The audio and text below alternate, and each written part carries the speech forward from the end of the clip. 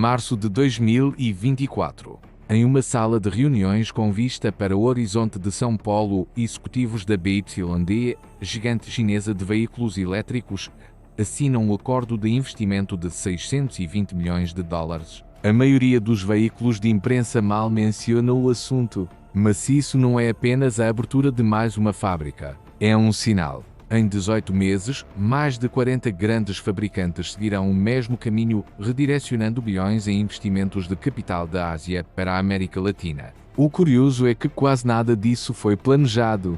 É a consequência não intencional de um sistema global que está se desintegrando em tempo real e o Brasil simplesmente estava no lugar certo quando a música parou. O que você está prestes a ouvir não é especulação sobre o futuro, é uma análise de uma transformação que já está em andamento, escondida à vista de todos, por trás de manchetes sobre a inflação e dramas políticos. E o mais surpreendente, enquanto todos olhavam para o confronto entre Estados Unidos e China, outro jogador completamente diferente vinha vencendo o jogo silenciosamente.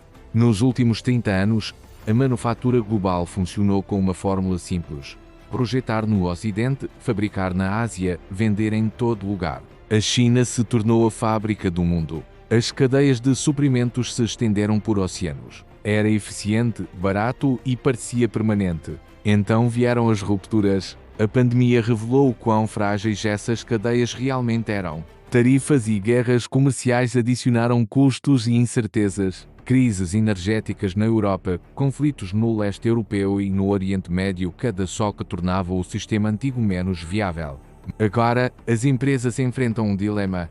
As vantagens de custo que tornaram a produção asiática irresistível estão desaparecendo, mas trazer a produção de volta ao Ocidente é proibitivamente caro. Presas entre duas más opções, elas começaram a buscar uma terceira. Essa terceira opção está remodelando a economia global neste exato momento. É o que chamo de efeito Brasil e as apostas são gigantescas. Estamos falando de trilhões em fluxos de comércio redirecionados, do possível declínio da dominância económica americana no hemisfério ocidental e de uma reconfiguração profunda de como o poder global funciona. A China construiu sua supremacia industrial sobre 3 pilares: baixos custos de trabalho, investimentos maciços em infraestrutura e cadeias de suprimentos estáveis. Mas todos esses pilares estão abalados. Os custos trabalhistas na China triplicaram nos últimos 15 anos.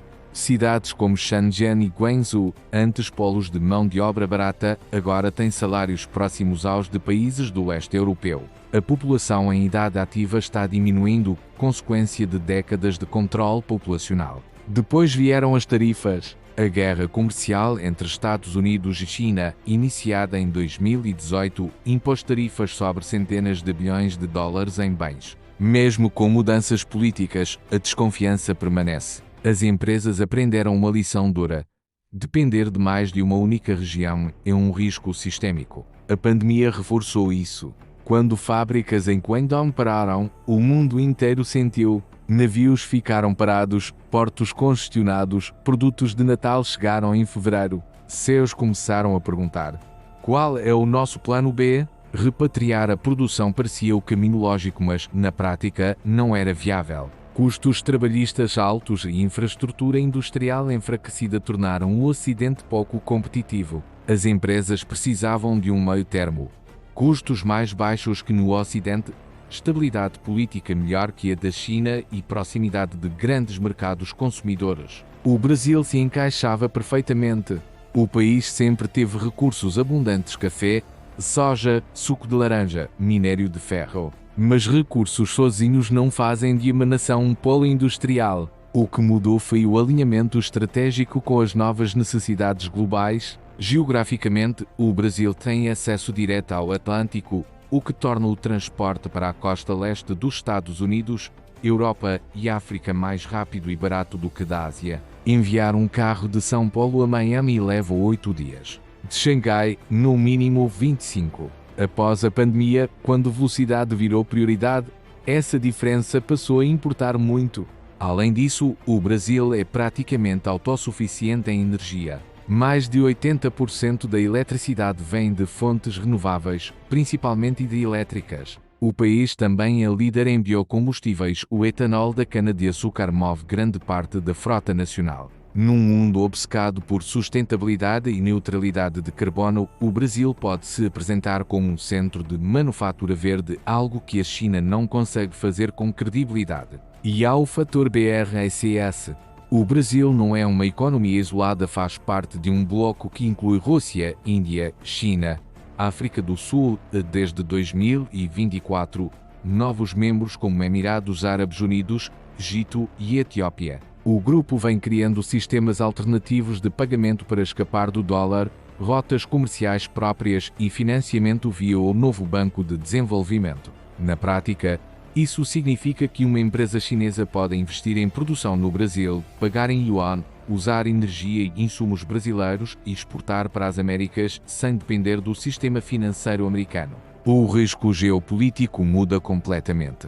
As empresas estão reagindo rápido. A fábrica da BYD é apenas o começo. Fabricantes de painéis solares chineses estão se instalando no Brasil. Montadoras europeias ampliam suas operações locais. Indústrias de processamento agrícola antes dominadas por grupos dos Estados Unidos e da Europa estão recebendo investimento asiático para se aproximar das fazendas e dos consumidores. O investimento estrangeiro direto no Brasil cresceu 56% entre 2022 e 2023, alcançando níveis não vistos desde o boom das commodities nos anos 2000. Desta vez, porém, o foco não é apenas extração, é manufatura, tecnologia e valor agregado. Mas essa mudança criou consequências inesperadas que agora estão redesenhando o equilíbrio global. Os maiores perdedores não são os que muitos imaginam.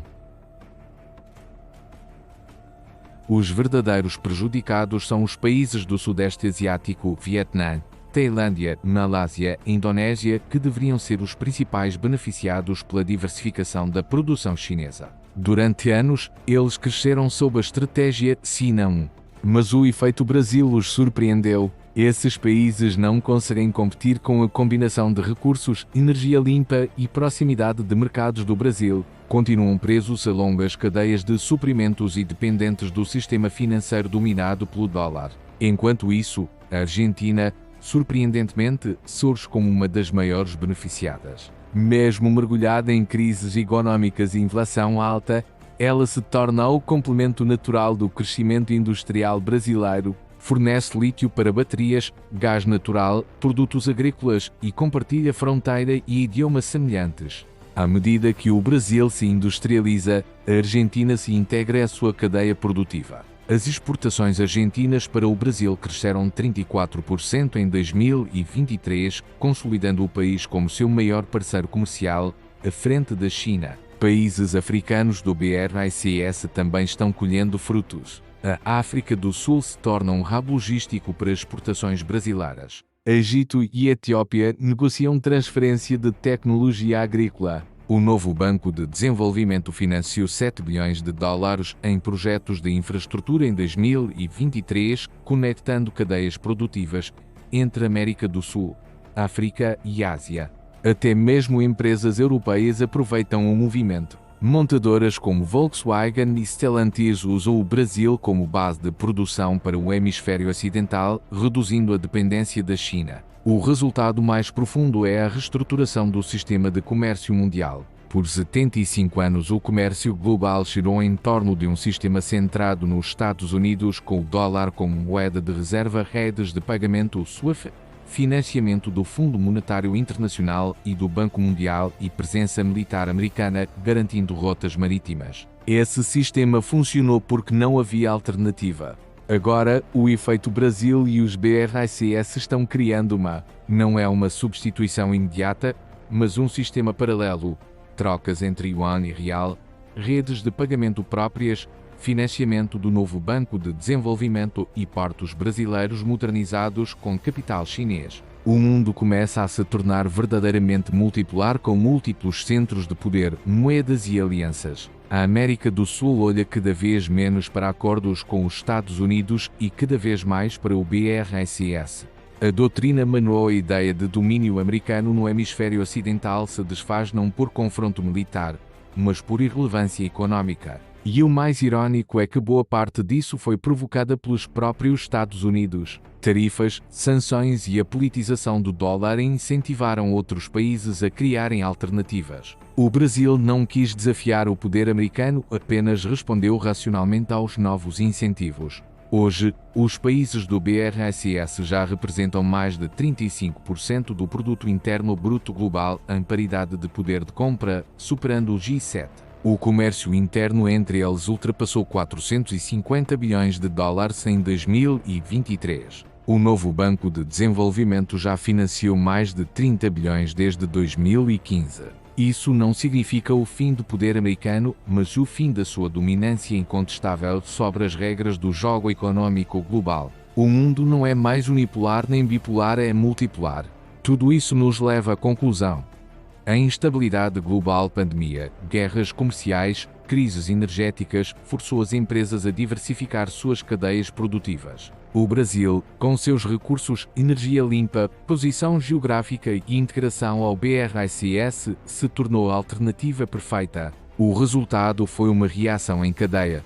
O Sudeste Asiático perdeu espaço, a Argentina ganhou fôlego, a África e o Oriente Médio receberam novos investimentos e uma nova arquitetura comercial multipolar começou a surgir.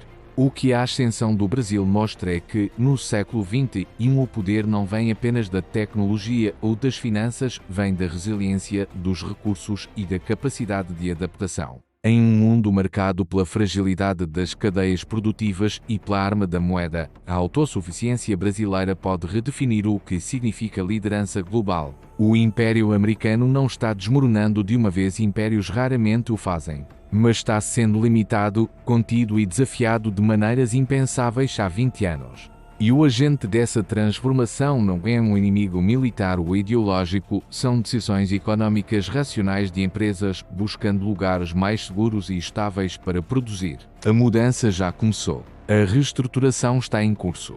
E o Brasil, apenas por estar no lugar certo, com os recursos certos, na hora certa, tornou-se uma das nações mais importantes da nova ordem mundial que está surgindo.